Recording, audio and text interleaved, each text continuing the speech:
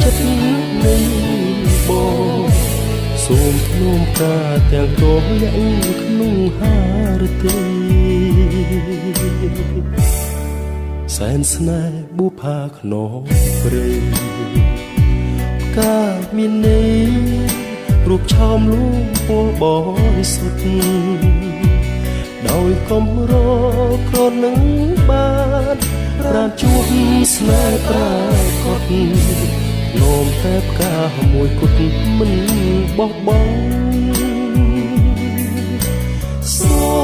មចែកចេញយកការដាក់ក្នុងធម៌ធ្វើជាមចាំងរួចចិត្តនៃប